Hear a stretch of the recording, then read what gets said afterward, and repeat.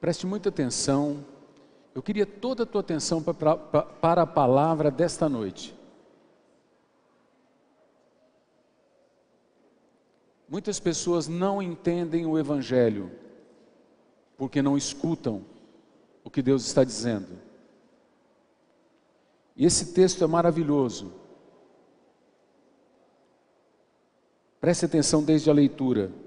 Tendo sido, pois, justificados pela fé, temos paz com Deus, por nosso Senhor Jesus Cristo, por meio de quem obtivemos acesso, pela fé, a esta graça na qual agora estamos firmes e nos gloriamos na esperança da glória de Deus.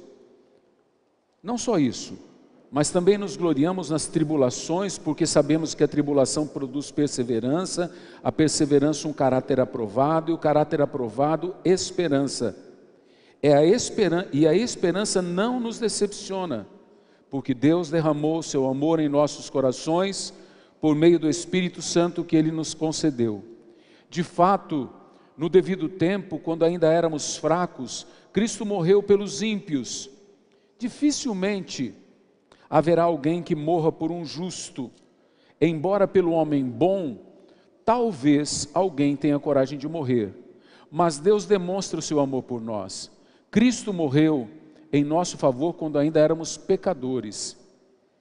Como agora fomos justificados por seu sangue, muito mais ainda, por meio dele seremos salvos da ira de Deus. Se quando éramos inimigos de Deus, fomos reconciliados com ele mediante a morte de seu Filho, quanto mais agora, tendo sido reconciliados, seremos salvos por sua vida. Não apenas isto, mas também nos gloriamos em Deus por meio de nosso Senhor Jesus Cristo, mediante quem recebemos agora a reconciliação. Amém? Podem assentar e que Deus nos ajude na meditação desta palavra.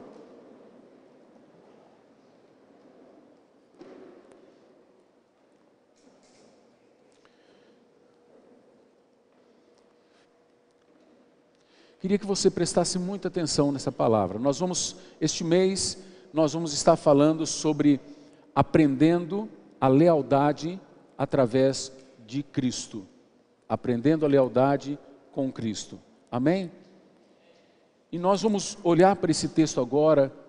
Olhe com o coração aberto e aprenda algo tremendo aqui. A palavra-chave desse texto é esperança. Esperança é a palavra-chave. Ele começa dizendo, no verso de número 2, nos gloriamos na esperança da glória de Deus. O que é essa esperança? O que é essa glória de Deus? Temos que lembrar o trabalho que Jesus fez naquela cruz, a obra que Ele realizou naquela cruz. Não foi fácil. Nós temos uma visão muito estereotipada e feita pelos filmes de Hollywood, do sacrifício de Jesus na cruz. A gente logo tem as imagens que foram produzidas na Idade Média, basicamente na Idade Média, de homens loiros, de olhos verdes ou de olhos azuis, de homens claros, como deuses do Olimpo, deuses gregos, aqueles homens que eram considerados belos, cabelos bem penteados, barbas bem feitas, e a gente vê esses quadros, e a gente olha toda essa situação, e fica com uma impressão equivocada sobre a obra salvadora de Jesus Cristo.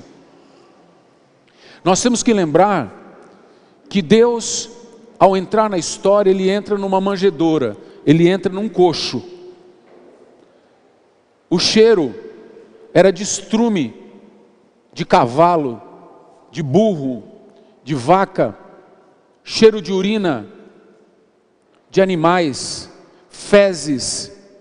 Jesus estava ali porque não tinha lugar para Ele. Jesus, durante o seu tempo de ministério, 3 anos, ele é perseguido pelos fariseus, pelos saduceus, pelos escribas, ele é perseguido pelos romanos, todo mundo de alguma forma sempre tentando humilhar Jesus, tentando desbancar Jesus, fazendo pegadinhas com Jesus o tempo todo. E por fim, Jesus vai para uma cruz. Jesus vai para uma cruz. Ele passa um tempo grande, 3 anos, pregando o evangelho do reino. E o que é esse evangelho? É uma boa notícia. Qual é a boa notícia? A boa notícia de que Deus está entre nós, de que todo o nosso esforço em vão de encontrar a Deus já não era mais necessário. Nós não precisaríamos mais nos esforçarmos para encontrar Deus, porque agora Deus veio ao nosso encontro através de Jesus Cristo. E Deus então, na pessoa de Jesus, imagina a Trindade ali conversando, e aí se perguntaram, Deus perguntou em si mesmo: quem vai pagar o preço do pecado dessa gente? E Jesus, que já existia, porque Jesus é a imagem do Deus invisível, e Deus nos criou a imagem de Jesus, a imagem de Deus os criou, diz a palavra. Então, se Jesus é a imagem de Deus, nós fomos criados segundo a imagem de Jesus. Essa imagem já existia, essa figura que foi vista na terra há 2000 e lá vai pedra anos, essa figura já existia no céu. Nós fomos criados pela palavra dele, foi ele que tudo fez. Ele é o unigênito Filho de Deus, e quem viu Jesus viu o próprio Deus. E então Deus desce da sua glória. Imagina o céu é um lugar maravilhoso. Jesus abandona tudo aquilo, porque a gente tem, eu estava contando hoje de manhã, a gente tem uma falsa impressão do céu, porque folcloricamente, culturalmente, o céu é um lugar chato e o inferno é um lugar de rave, é um lugar que bomba. O inferno é colorido, tem vermelho, tem o vermelho de Satanás, o amarelo do fogo, tem preto do chifre, do garfo, e ali é tudo iluminado porque ali tem fogo. O inferno não é assim. E o céu, na nossa cultura, é aquele lugar azul bebê, com nuvenzinhas, e o apóstolo Pedro na porta, daquele portalzão grande, né? Feito o portal da princesa encantada, com um molho de chave nas mãos, velho, né? Carcomido pelo tempo, esperando quem chega. Ele abre o portão, faz... abre o portão, a pessoa entra no palácio de Deus. Este não é o céu, onde Pedro anda fazendo puff nas nuvens, né? Puff, puff. Um céu chato, só azul bebê, um silêncio sepulcral. Na verdade, irmãos, o inferno é um lugar chato, é um lugar monótono, é um lugar sombrio, não tem cores, é escuro. Mas não tem fogo, mas não tem cor. Não tem cor, porque o combustível que tem lá não dá cor para o fogo. Portanto, é trevas o tempo todo. As pessoas não se enxergam, não tem mulheres bonitas no inferno, como tem no folclore, como tem na cultura, homens bombadões, né? Não tem. Os homens estão carcomidos de bichos, de gussanos. A Bíblia descreve que os vermes comem a carne dos seres humanos ali, e não consomem o ser humano. O ser humano geme de dor, de dia e de noite, pela eternidade toda. Ali há choro, ali há ranger de dentes, ali há gritos, há uivos. É um lugar trágico, onde a presença de Deus foi suprimida. Deus não está ali com sua presença abençoadora, e essa é a principal causa de dor no ser humano, a ausência de Deus. Satanás não administra o inferno, como a gente pensa culturalmente que o diabo administra o inferno. Satanás queima junto. Os demônios queimam no inferno, é um fogo que queima demônio também. Naquele caldeirão, naquele lago de fogo e enxofre que haverá, porque até o inferno será jogado num lago de fogo e enxofre, naquele lago de fogo e enxofre tem demônios, tem seres humanos, ali tem querubins caídos, tem serafins caídos, tem anjos, tem arcanjos caídos. A dor é completa e plena, todo mundo sofrendo, não tem ninguém fazendo o outro sofrer, porque todos estão sofrendo de igual modo, e todos são ali imortais eternamente. Isso não tem nada a ver com o amor de Deus ou a falta de amor de Deus, isso tem a ver com o pecado do ser humano. Porque as pessoas dizem assim, se Deus é tão bom, por que Ele permite um lugar assim? Deus não criou o inferno para os homens, sabia? A Bíblia diz que Deus criou o inferno para Satanás e os seus anjos caídos. Mas o homem resolveu ficar com o diabo e não com Deus. E o homem na história tem resolvido ficar com o diabo e não com Deus. Para o homem, Deus preparou o céu. Deus preparou o céu. O céu é um lugar maravilhoso, já dizia o corinho, cheio de glória e gozo. Lá hei de ver o meu Salvador. O céu é o lugar para onde eu vou. Quem conhece essa letra, essa canção, sabe do que eu estou falando. O céu é um lugar maravilhoso, cheio de música, cheio de cores, cheio de seres diferentes, seres maravilhosos. Nós estaremos na plenitude da nossa beleza, na plenitude. Você vê que Jesus ficou tão bonito que aquelas mulheres que foram ao sepulcro não reconheceram Jesus. Elas pensaram que era alguém que estava cuidando dali. Elas não reconheceram. Porque Jesus já estava com o corpo que nós teremos, estava com o corpo glorificado. Ele já atravessava paredes. O corpo dele já não tinha mais essa dimensão da matéria, depois que Jesus ressuscitou. O céu é um lugar onde tem um trono enorme. Tem o trono de Deus ali, onde tem um cordeiro, como se fosse um cordeiro morto. Ele tem as marcas da sua morte. E de um lado tem 12 tronos, do outro lado 12 tronos. Ali estarão sentados, eu penso que os apóstolos e os patriarcas de Israel.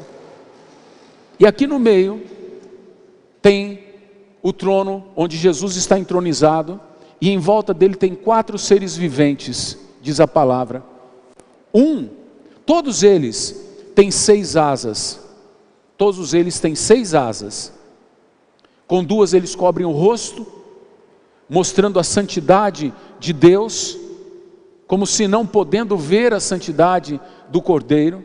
Com 2 eles cobrem os pés, mostrando a sua própria santidade, porque o lugar que eles estão é um lugar santíssimo.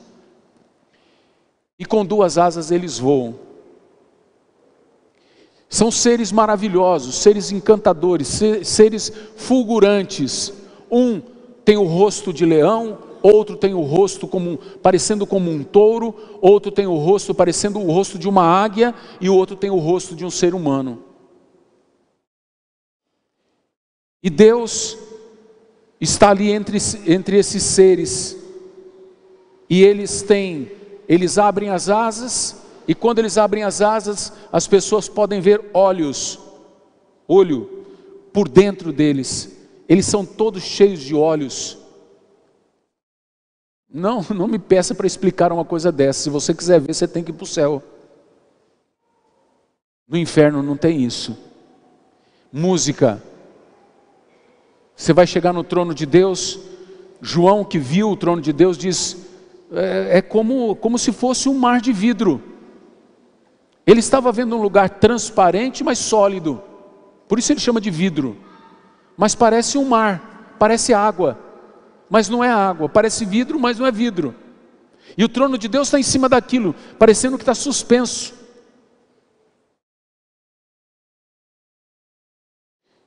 E ele diz, quando eu olhei, eu vi aquele que estava sentado no trono, e ele era como o cordeiro que tinha sido morto. Ele estava vendo Jesus. Os cabelos dele eram brancos como a neve. Jesus tem barba também. O nosso Deus é um jovem de 33 anos. lindo, barbas brancas, cabelos brancos, roupas alvas como a neve. Ele brilha, os olhos dele são como chamas de fogo. Você olha para ele, aquilo queima por dentro, que delícia. É um fogo santo, libertador, é o fogo que purifica. Os seus pés é como bronze polido, brilha de doer os olhos. Atrás dele tem um arco-íris, simbolizando a aliança. Atrás do trono, um enorme arco-íris, cores que refletem em toda aquela parte. É uma glória, é glória para todo lado ali. E por cima do trono passa seres voando para lá e para cá. E eles passam cantando: Santo, Santo. Eles falam um para o outro: Santo. Eles não conseguem parar. Eles estão tão extasiados com a presença de Deus que eles não conseguem parar. Eles gritam todo o tempo: Santo, Santo. Eles ficam gritando: Santo é o Senhor dos exércitos, Santo é o Senhor que foi morto. Ele é digno.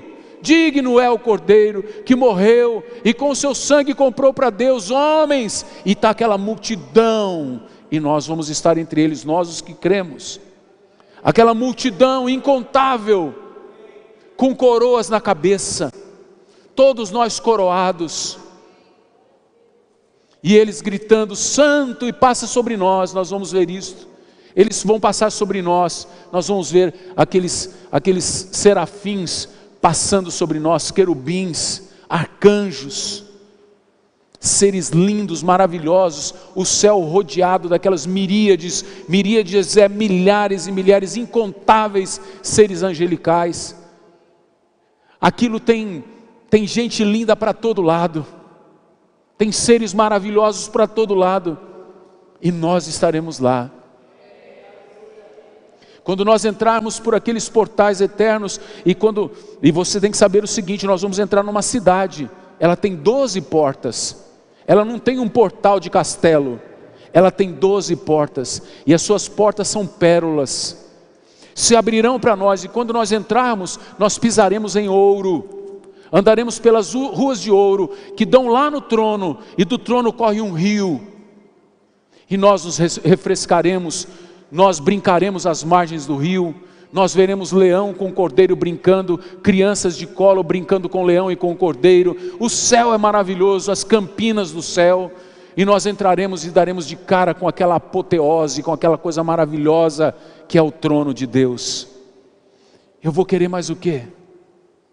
Eu vou querer olhar para Ele pela eternidade. Eu não vou tirar os olhos dele.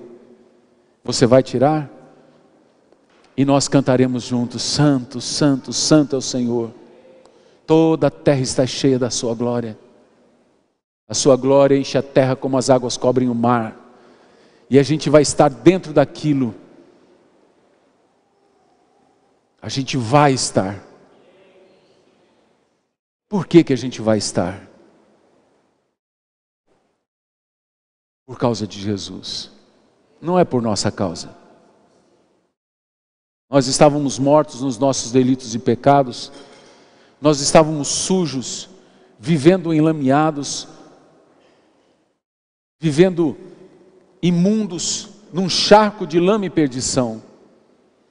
E Jesus desce desse lugar lindo, maravilhoso, para viver nesse lugar árido, esse lugar que quando faz calor, e aqui é um calor razoável, lá é um calor que é irrazoável.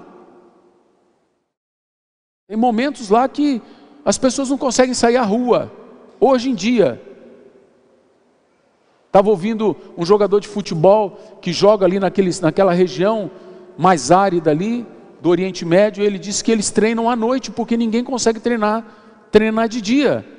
Tamanho é o calor, passa dos 40 graus e vai embora. As pessoas ficam dentro de lugares climatizados.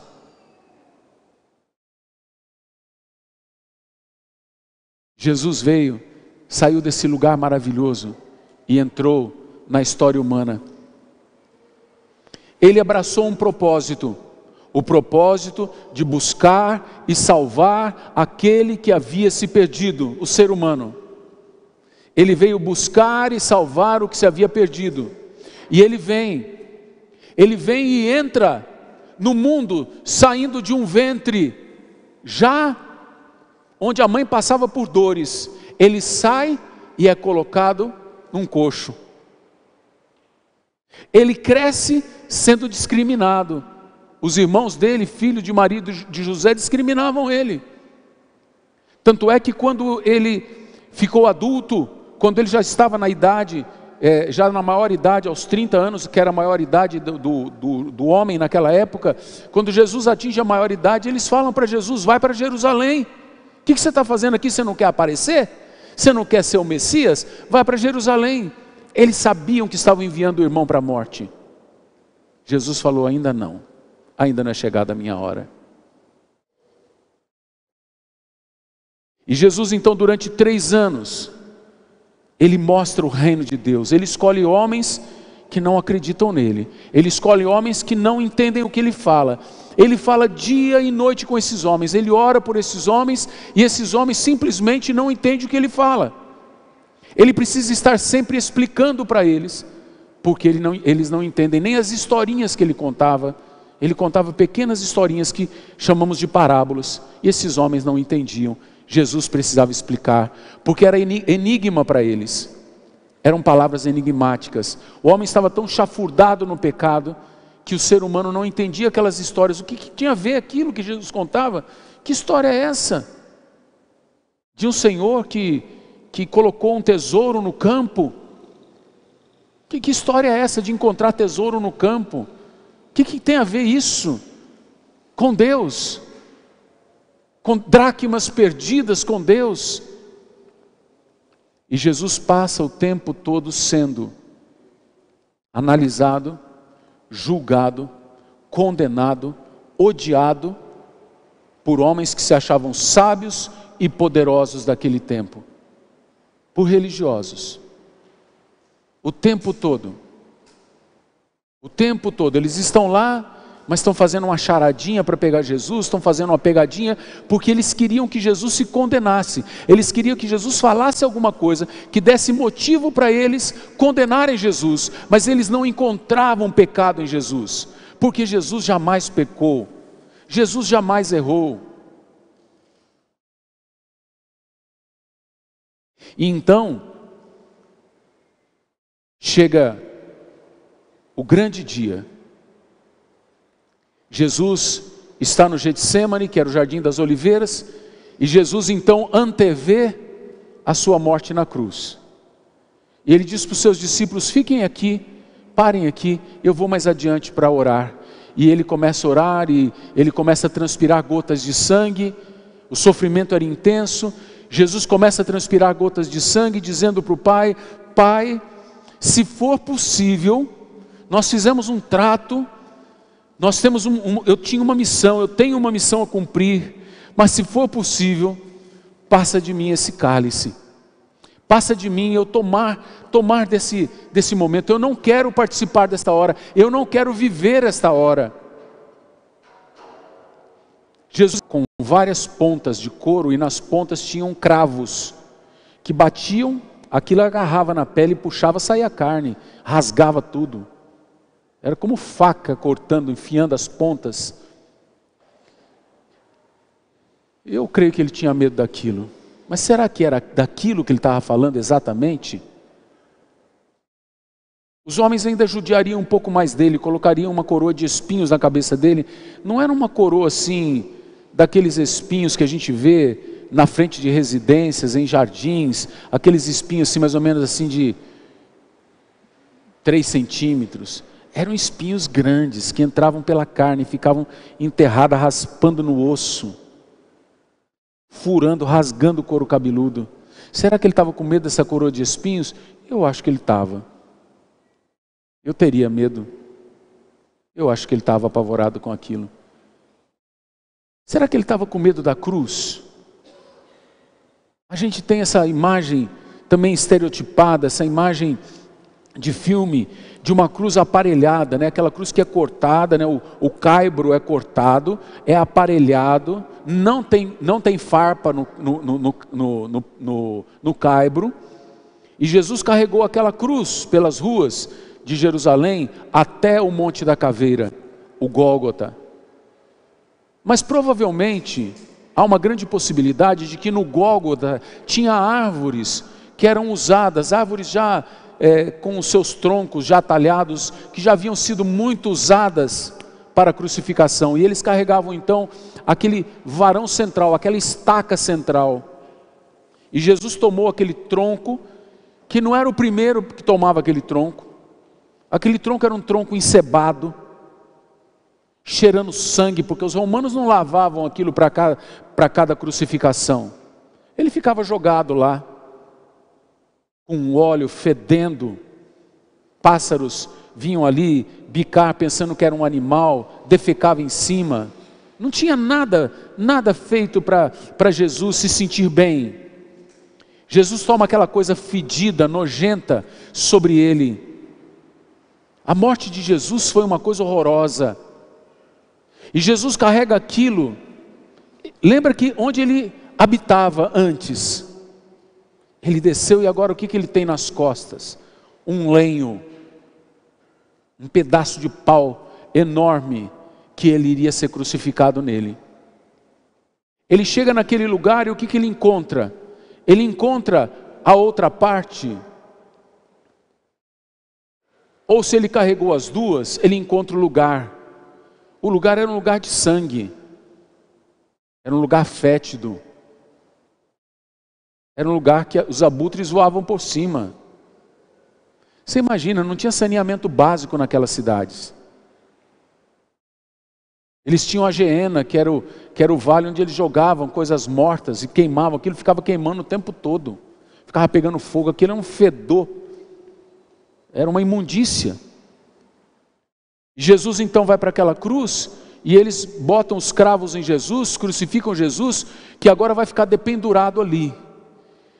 Doer a mão é uma coisa, irmãos, mas se você ficar com cravos de metal o tempo todo, você tentando arrumar uma posição para ficar naquela cruz, e o seu peso pendendo para frente, porque aquela cruz é reta, você não tem onde se acomodar, e aquilo roçando os teus ossos, os seus tendões, rasgando a sua mão, rasgando os seus pés, e você não encontra posição.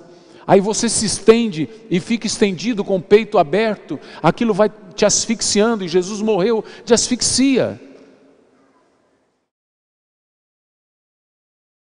Jesus está ali, será que ele estava com medo disto? Eu creio que estava. Mas irmãos, eles poderiam fazer tudo isso com Jesus, e de nada resolveria. Jesus jamais morreria, porque a morte é o salário do pecado. Jesus não tinha pecado, podia crucificar ele, podia espetar ele, dar tiro nele, e ele não ia morrer. Ele era imortal. Mas pastor, então como Jesus morreu? Porque num determinado momento, num instante de tempo, diz a palavra, num kairós de Deus, todos os teus pecados, eu vou apontar o dedo para você saber que é com você que eu estou falando, todos os teus pecados e os meus pecados, todos os nossos pecados vieram sobre ele na cruz, e ele deformou. Lá em Isaías 53 diz que ele não tinha aparência, ele era um pedaço de carne naquela cruz. Aquele Deus adorável, adorado, de um céu maravilhoso, agora estava dependurado na cruz, cheio de pecado. Era disso que ele tinha medo, porque apanhar, ele já tinha levado uns safanões e tudo mais, mas experimentar o pecado, irmãos, jamais passou pela cabeça e pelo coração de Deus o que era ficar afastado da sua própria santidade. E agora ele diz: Deus meu, por que te separaste de mim? Por que me abandonaste? Por quê? Porque agora a parte humana e a parte divina estão plenamente separadas, porque o teu pecado e o meu pecado, aquelas coisas que a gente faz escondido, aquelas coisas que ninguém sabe que a gente fez, mas Deus sabe, e Deus sabe porque estava sobre ele naquela hora, adoecendo, destruindo, matando. Ele morreu antes da hora.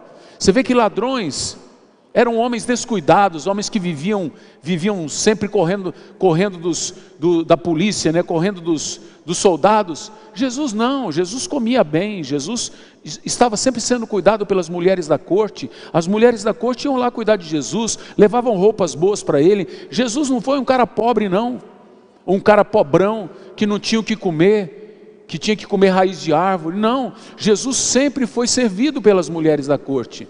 Eles tinham uma tesouraria, eles tinham uma bolsa que garantia, quando davam ofertas para eles, eles guardavam.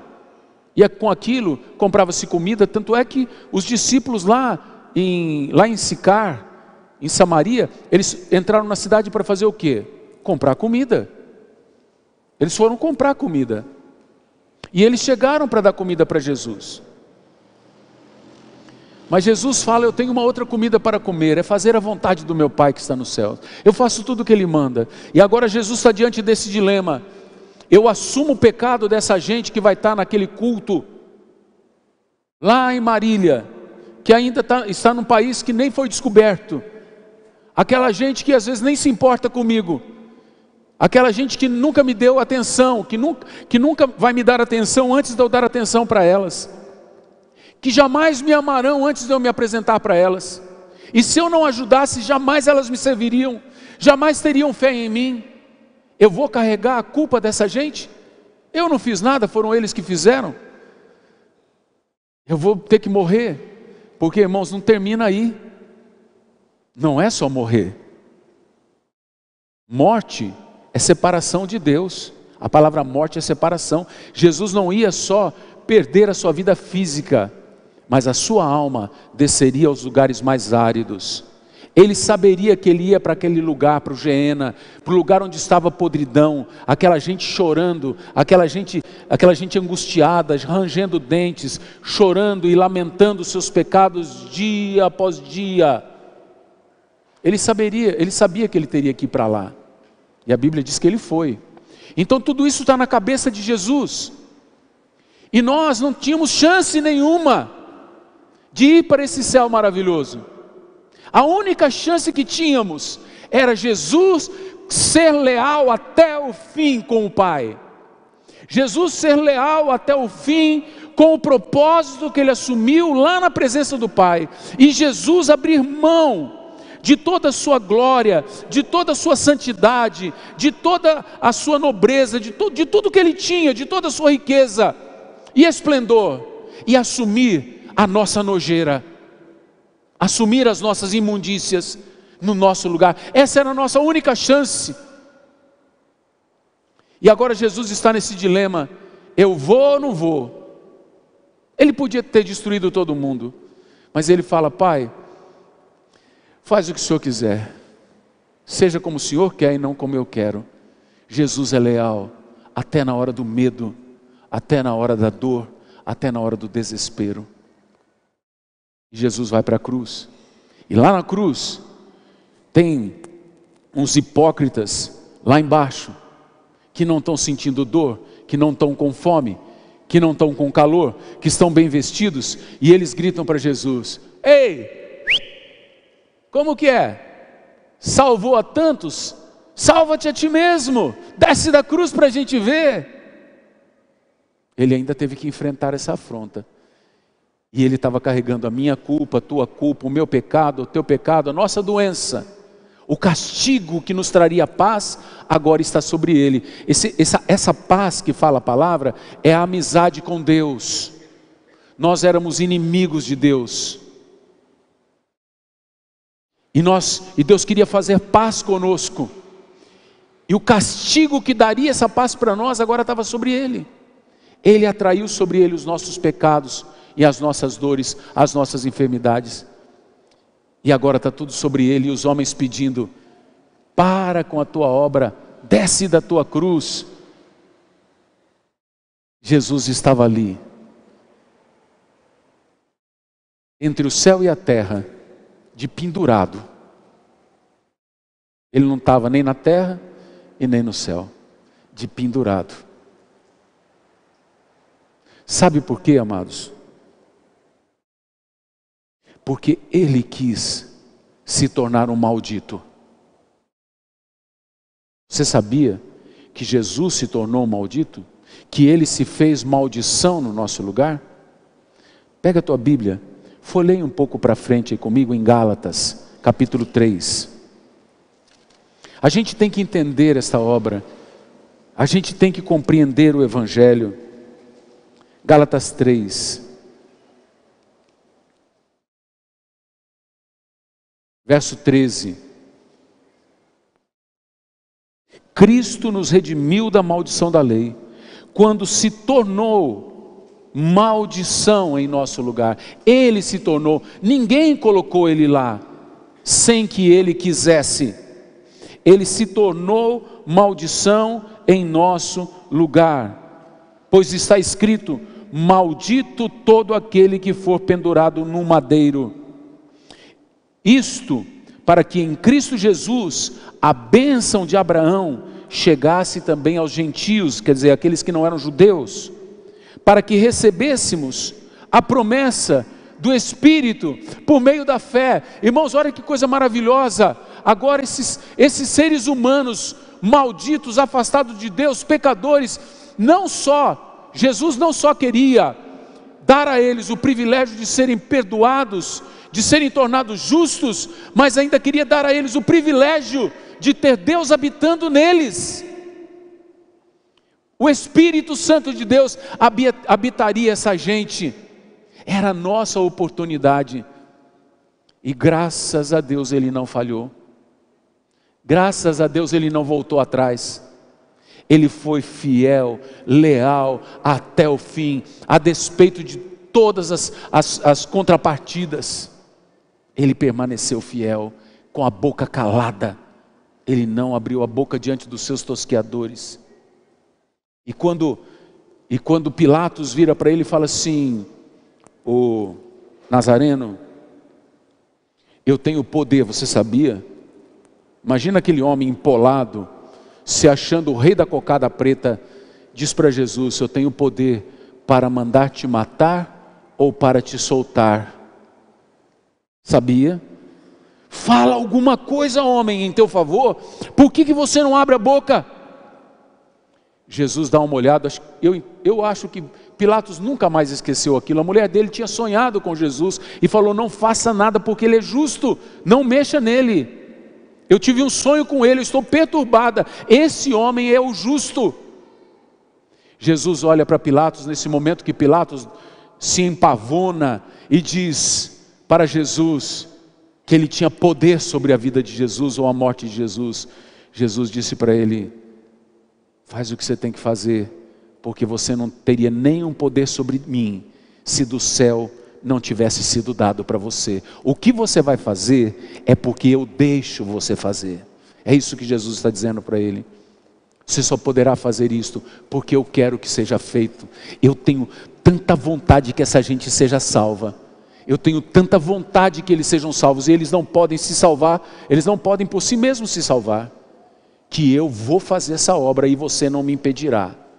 Faz o que você tem que fazer. E Jesus é condenado, passa toda aquela noite apanhando, sendo cuspido, escarrado, tomando escarro na cara, cusparada no rosto, de homens que não escovavam o dente, homens que eram imundos, sujos, violentos. E na manhã do outro dia ele sai carregando, naquele desfile de horror, ele sai carregando a sua cruz por dentro de Jerusalém até o Monte da Caveira. Terminada a obra, é tão impressionante esse dia, tão horroroso, que fica tudo em trevas. Ao meio-dia o céu escurece, trevas na terra, os céus ficam abalados, começa a ter tempestade, a terra começa a tremer, porque o Filho de Deus, o próprio Deus, está descendo. a terra começa a tremer, mortos começam a ressuscitar. É um pavor, porque os túmulos começam a se abrir.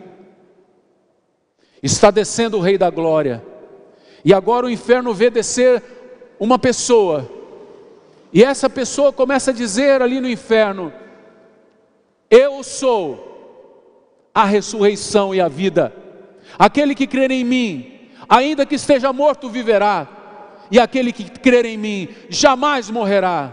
E ele certamente sofreu zombaria, mas ele desceu, porque ele tinha que completar a obra. Ele tinha que tomar as chaves do inferno e as chaves da morte. Ele tinha que subir e dar dons aos homens. Ele tinha que dar o Espírito Santo para nós. E ele, mesmo tendo que ir ao inferno, ele foi leal. Aprenda a ser leal com Jesus. A gente às vezes fica de biquinho. A gente desiste dos amigos. A gente desiste da esposa. A gente desiste do marido, a gente desiste da igreja, a gente desiste do pastor, a gente desiste do líder de corda, a gente desiste das coisas só porque não fizeram a nossa vontade. Jesus não estava fazendo o que ele queria fazer, ele queria estar no céu e não no inferno, mas ele foi para lá por tua causa. Jesus queria estar recebendo glória no céu, mas ele estava recebendo cusparada na cara por causa do teu pecado. Jesus queria estar ouvindo os louvores do céu, mas ele agora estava entre pecadores, um xingando ele e o outro pedindo misericórdia. Passa 3 dias, e então ele pega a chave do inferno, ele pega a chave da morte, ele derrota a morte, ele sobe e sai do sepulcro. Estava consumada a nossa salvação. Todo aquele que crer em mim viverá. Todo aquele que crer naquilo que eu fiz viverá eternamente. Eu dou isso de graça. Ninguém pode ter por si mesmo. Eu dou de graça para vocês. E ainda, vocês não crerão em mim mesmo assim. Por isso eu também dou fé para vocês crerem. E aí a gente volta para o texto. Fomos justificados pela fé que Deus deu, justificados por um sacrifício que Ele fez, para termos paz com Deus, por meio de Jesus Cristo nosso Senhor. Senhor, dono, por meio de quem? Jesus Cristo, por meio de quem obtivemos acesso pela fé a este favor, a esta graça, a este presente, a salvação eterna, a herança de Abraão. E ele então diz, graça na qual agora estamos firmes, e agora nós nos gloriamos, agora nós dançamos, agora nós celebramos a esperança da glória de Deus. Agora nós temos festa, agora nós temos motivo para viver, agora temos motivo para ser feliz, porque nós fomos tirados das trevas e transportados para o reino do Filho do seu amor. Agora sim faz sentido a vida, agora sim faz sentido viver, agora sim tem um desfecho que vale a pena. E ele diz, e não é só isso, mas agora também nós nos gloriamos nas tribulações. Por quê? Porque nós sabemos que quando somos provados na tribulação, é porque Deus quer produzir em nós perseverança. A primeira tribulação faz a gente querer repensar, será que vale a pena ser crente, será que não vale a pena, meu Deus, eu fui abraçar essa crença, será que valeu a pena ou não? E aí então Deus fala ao teu coração, vai filho, segue em frente, e você fala, eu vou continuar, e você persevera, e na próxima você está mais forte, e na 10ª, na 50ª, você olha a tribulação e você fala, eu já passei por isso, eu vou vencer, porque Cristo é a minha vitória, porque o meu Senhor me sustenta. Então ele diz, não só nos gloriamos na esperança da glória de Deus, mas também nas tribulações, porque sabemos que a tribulação produz perseverança, e a perseverança produz um caráter aprovado. Por que muita gente dentro da igreja evangélica não tem caráter? Porque ainda não encontrou o caminho, porque ainda não entendeu o Evangelho, porque não entendeu o sacrifício que foi aquilo, e não entendeu a herança que nos está proposta. Continua vendo o Evangelho como igreja do domingo. E Paulo diz: nós não, nós estamos na tribulação e estamos felizes porque estamos no reino. Nós estamos dentro do reino. E ele diz, ele continua: e a esperança não nos decepciona. Por quê? Porque Deus derramou o seu amor em nossos corações por meio do Espírito Santo que Ele fez habitar em nós. E aí então ele diz: de fato, no devido tempo, quando ainda éramos pecadores, a gente não era gente boa, a gente era gente ruim. Os nossos antepassados, quanto mais passa, pior fica. Gente sanguinária, gente que matou, gente que esfolou gente viva, gente que não teve dó de beber. Nós vimos de gente ruim, e nós somos gente ruim. A nossa esperança é Cristo em nós. Ele é a esperança da glória. Esse Deus que transforma, que serve o Pai até a morte, morte de cruz, que desce ao Hades para pregar aos espíritos em prisão e levar cativo homens, mulheres, para a glória, levar cativo o cativeiro, tomar as chaves do inferno e da morte. E agora ele diz: quem que vai morrer por um justo? Será que alguém morreria por um homem bom? Mas Jesus provou seu amor por nós, morrendo por nós ainda pecadores. Nós não tínhamos nada para oferecer.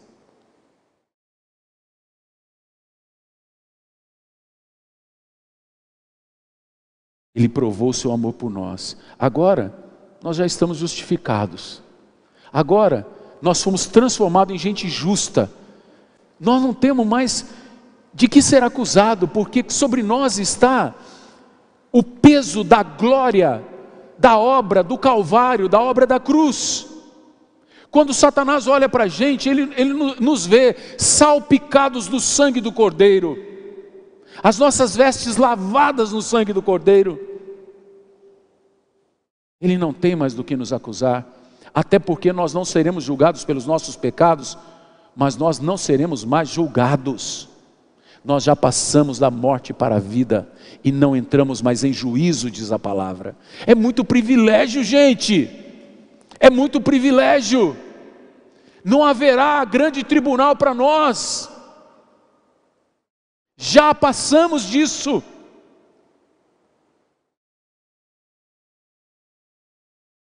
É muito privilégio. Quem que fez tudo isso? Quem que se sujou todo por isso? Quem que deu a vida por isso?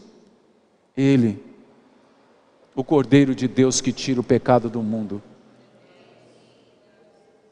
E aí continua a palavra dizendo: agora somos justificados por seu sangue. Muito mais ainda, por meio dele, seremos salvos da ira de Deus. Lembra que ele fez paz com a gente? Deus está virado contra os homens, e Ele está irado contra os homens. Só que contra nós não. Nós quem? Os que frequentamos esta igreja? Não. Nós que já entendemos o Evangelho, e que reconhecemos que somos nada, e só somos alguma coisa nele, porque Ele é tudo em nós. E agora não queremos mais viver os nossos sonhos, não queremos mais viver a nossa vida. Agora nós queremos que Cristo viva a vida dele em nós. Estes já têm paz com Deus. Estes já têm o caráter aprovado. Estes já se deleitam na esperança da glória vindoura. Então ele diz: se quando éramos inimigos de Deus, fomos reconciliados com Ele mediante a morte de seu Filho, quanto mais agora, já tendo sido reconciliados, seremos salvos por sua vida, porque Ele está vivo. Não apenas isso, mas também nos gloriamos em Deus, por meio de nosso Senhor Jesus Cristo, mediante quem recebemos agora a reconciliação. Estamos reconciliados, não tem mais inimigo. Você não é mais inimigo de Deus, Deus não é mais teu inimigo. Nós somos amigos de Deus. E sabe o que Deus faz com seus amigos? Ele conta os seus segredos para os seus amigos. Jesus podia ter desistido de nós. Jesus podia ter desistido do sacrifício. Jesus podia ter desistido da pena. Jesus podia ter desistido de carregar o nosso pecado, a nossa imundícia. Mas Ele foi leal até o fim ao propósito que Ele assumiu. Será que podemos aprender alguma coisa com isso? Por que esse Brasil não muda? Com 50 milhões de evangélicos, 56 milhões de evangélicos. Porque os evangélicos precisam se converter e entender que eles não merecem nada. Todo o mérito é de Jesus, todo o mérito é do Cordeiro, e que agora eles devem viver com gratidão nos seus corações. Que o maior sentimento que tem que haver no coração do cristão é gratidão. Eu não merecia nada e recebi tudo de graça. O mais incrível é que só alguns aqui entenderam isto. Nem todos. Infelizmente é assim que funciona. E se você não entendeu hoje, não vá para a televisão na hora que chegar na sua casa. Corra para o teu quarto e diz para Deus: Deus, me fala o que aquele pastor falou, que ele falou que eu não entendi mesmo. Eu até boiei em alguns momentos do culto, eu estava até com sono, fiquei com sono na hora que ele estava falando. É Satanás que está te dando sono. É a tua carne que não quer que você escute. Porque isso é a maior notícia. A maior notícia não é de que o coreaninho atômico está soltando míssil por sobre o Japão. Não é que o Donald Trump está querendo construir um muro nos Estados Unidos. Não é de que Lula é ladrão. Não é de que Aécio Neves cheira cocaína. A maior notícia não é de que o Fernando Moro é um grande juiz. A maior notícia não é de que o Brasil pode ser mudado, ou de que o PIB cresceu uma miséria. A maior notícia de todos os tempos é que o reino de Deus chegou até nós através de Cristo Jesus. Essa é a grande notícia. Está aí para nós. Deleite-te na esperança do Cordeiro de Deus que tira o pecado do mundo. Um dia, eu era cego, e eu atravessei o corredor de uma igreja, e fui transformado, passei a ver. Isso aconteceu com você também, amém? Mas um dia, nós vamos atravessar aquela porta, aquela pérola, e nós vamos entrar na rua de ouro. Nós não vamos andar num caminho de concreto, nós vamos andar num caminho de ouro. E quando nós chegarmos de frente do trono,